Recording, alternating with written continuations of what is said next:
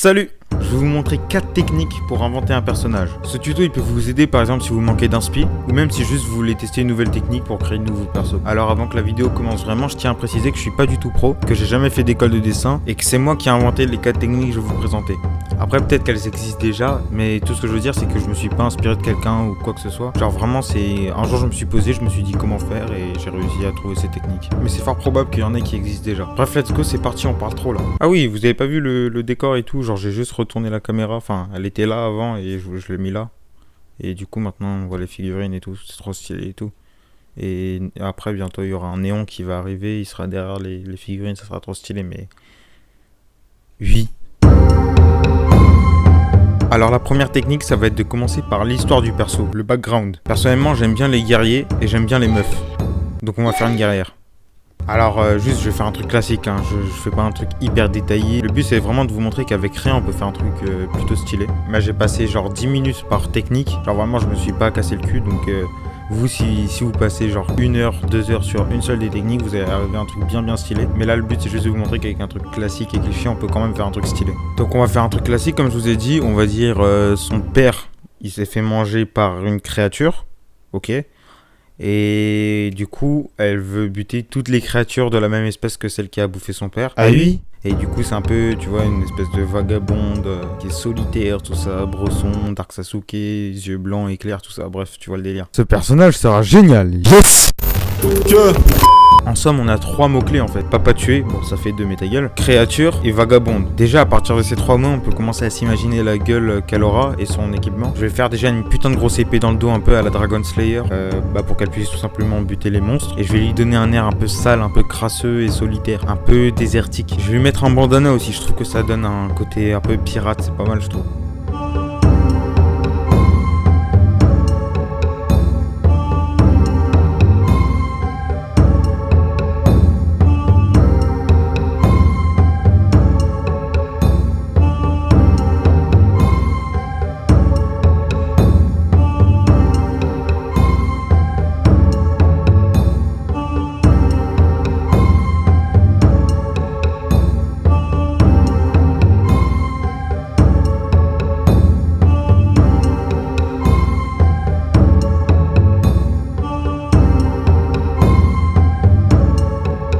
Donc voilà, je l'ai fini, franchement j'aime bien son look, je suis plutôt fier. On passe à la deuxième technique.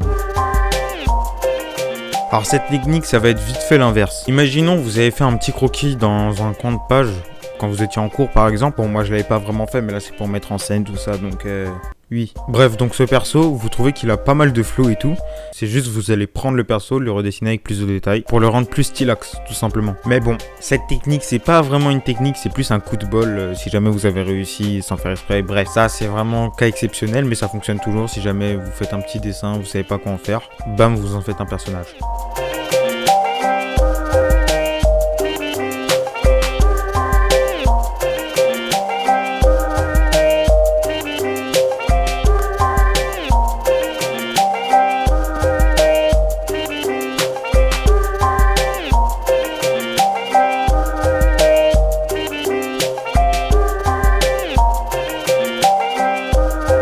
Donc voilà qu'est-ce que ça donne hein.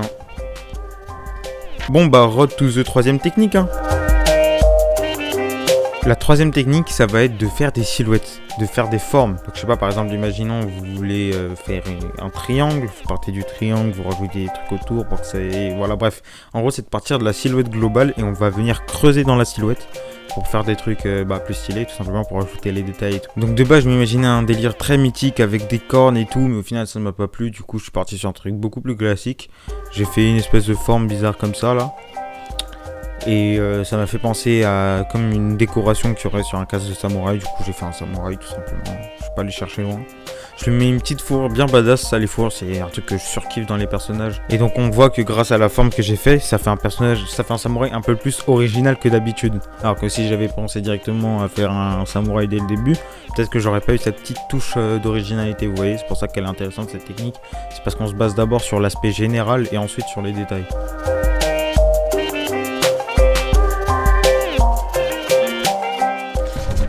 Donc vous vous voyez, là c'était l'espèce de truc avec les cornes, et là c'est le samouraï, donc j'avais fait un truc, franchement je suis fier, je l'aime bien. Et donc enfin, la quatrième et dernière technique de cette vidéo.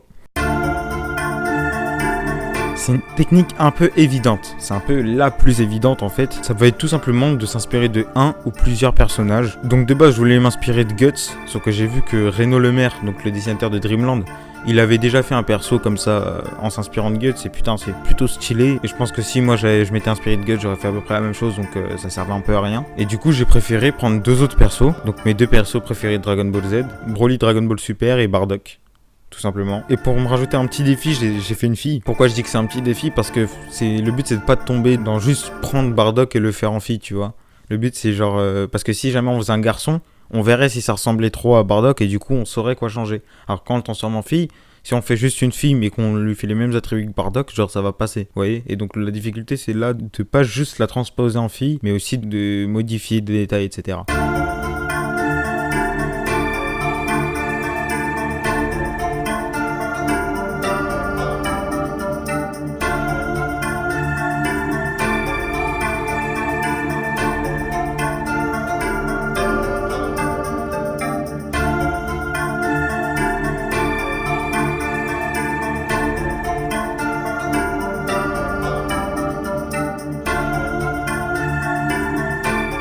Ce que j'ai bien aimé sur ce dessin là, c'est que j'ai rajouté pas mal de détails à l'ancrage parce que je trouvais qu'il était vraiment trop basique de base.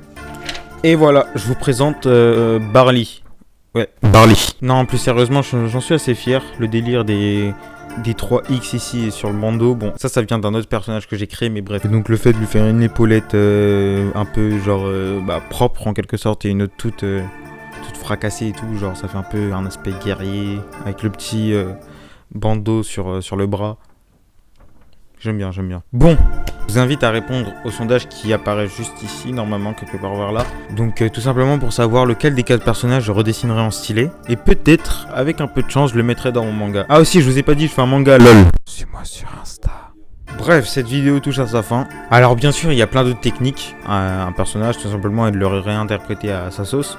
Bon, c'est un peu de l'exploitation, bref. D'ailleurs, big up à toi, Faël, si tu passes ici. Mais là, j'ai vraiment voulu faire les techniques les plus simples qui fonctionnent à coup sûr, où il n'y a pas besoin de potes, où il y a juste besoin de soi et de sa créativité, en fait. Bref, j'espère que cette vidéo vous aura plu, et moi, je vous dis à la prochaine fois.